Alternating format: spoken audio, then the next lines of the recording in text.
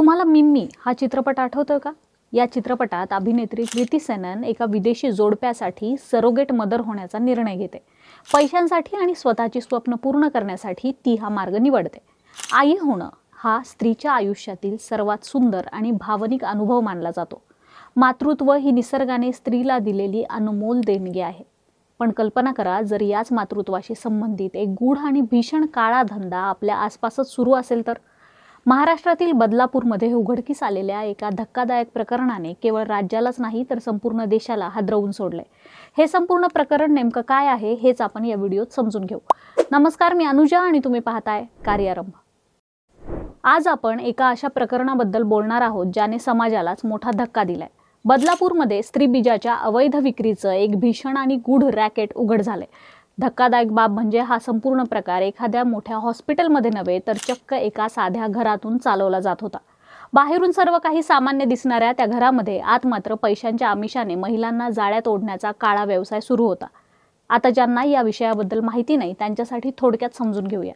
अनेक महिलांना गर्भधारणेसंदर्भात विविध समस्या असतात.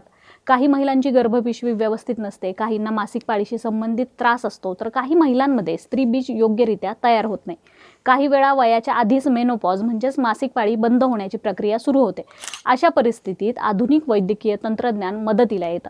विशेषतः इन विट्रो फर्टिलायझेशन म्हणजे IVF प्रक्रियेमुळे अनेक महिलांना आई होण्याची संधी मिळते. या प्रक्रियेत काही महिला स्त्रीबीज दान करतात. त्यांची ओळख गुप्त ठेवली जाते आणि त्यांना त्या बदल्यात मोबदला देखील दिला जातो. त्यांच्या या दानामुळे अनेक महिलांना मातृत्वाचा आनंद मिळतो जो कोणत्याही पैशात मोजता येत नाही. मात्र कायद्यानुसार एका महिलेकडून स्त्रीबीज फक्त एकच वेळा घेता येतं, कारण वारंवार स्त्रीबीज काढल्यास त्या महिलांच्या आरोग्यावर गंभीर परिणाम होऊ शकतात. मात्र बदलापूरमध्ये या नियमांची अक्षरशः पायमल्ली होत असल्याचं समोर आलंय. मिळालेल्या माहितीनुसार सुलक्षणा गाडेकर नावाच्या महिलेने आपल्या घरात स्त्रीबीज वाढवण्यासाठी वापरली जाणारी इंजेक्शन्स मोठ्या प्रमाणावर बेकायदेशीरपणे साठवून ठेवली होती. गरजू आणि आर्थिकदृष्ट्या अडचणीत असलेल्या महिलांना पैशांचा आमिष दाखवून त्यांना ही इंजेक्शन्स दिली जात होती. काही दिवसांनी त्यांच्या शरीरात स्त्रीबीजांची वाढ झाल्यानंतर त्या महिलांना IVF केंद्रांमध्ये पाठवलं जात होतं. तिथे डॉक्टरांच्या मदतीने ऑपरेशन थिएटरमध्ये स्त्रीबीज काढलं जात होतं आणि त्यांची बेकायदेशीर विक्री देखील केली जात होती, अशी धक्कादायक माहिती आता समोर आली आहे. हा संपूर्ण प्रकार उघडकीस आला तो बदलापूर उपजिल्हा रुग्णालयाच्या मुख्य वैद्यकीय अधिकारी डॉक्टर ज्योत्स्ना सावंत यांच्या पथकाच्या कारवाईमुळे. त्यांनी सुलक्षणा गाडेकर यांच्या घरावर धाड टाकली आणि या गूढ रॅकेटचा पर्दाफाश केला. या प्रकरणात गाडेकर यांच्यासह अश्विनी चाबुकस्वार आणि मंजुषा वानखेडे यांच्या विरुद्ध गुन्हा दाखल करण्यात आलाय. प्राथमिक तपासात हे केवळ स्थानिक नाही तर मोठं इंटरनॅशनल रॅकेट असण्याची शक्यता आता व्यक्त केली जाते. तपास जसजसा पुढे सरकत गेला तसतसं या प्रकरणाचं नाशिक कनेक्शन देखील समोर आलं.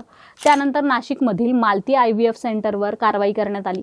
नाशिक महापालिकेच्या आरोग्य विभागाने या केंद्राची मान्यता रद्द करून ते सील केलंय आणि महत्त्वाची कागदपत्र जप्त करण्यात आली आहेत. या प्रकरणात या केंद्राचे संचालक डॉक्टर अमोल पाटील यांना बदलापूर पोलिसांनी अटक केली आहे.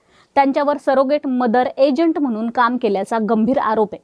आता त्यांच्या चौकशीतून आणखी किती धक्कादायक माहिती समोर येते याकडे सर्वांचं लक्ष लागले. दरम्यान या प्रकरणाची गंभीरता लक्षात घेऊन राज्याचे मुख्यमंत्री देवेंद्र फडणवीस यांनी संपूर्ण राज्यातील सर्व IVF केंद्रांची संयुक्त तपासणी करण्याचे आदेश दिलेत. आरोग्य विभाग आणि पोलीस प्रशासनाच्या पथकांकडून सर्व केंद्राचे परवाने, कागदपत्रे, वैद्यकीय प्रक्रिया आणि आर्थिक व्यवहारांची सखोल चौकशी केली जाणार आहे.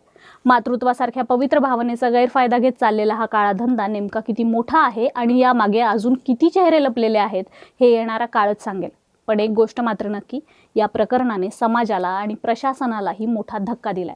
बाकी तुमची मतं या प्रकरणावर जी काही असतील ती आम्हाला कमेंट करून नक्की सांगा. व्हिडिओला लाईक करा, शेअर करा आणि कार्यारंभवर नवे असाल तर सबस्क्राईब करायला विसरू नका. कार्यारंभ डिजिटल या Facebook आणि Insta पेजला देखील फॉलो करा. धन्यवाद.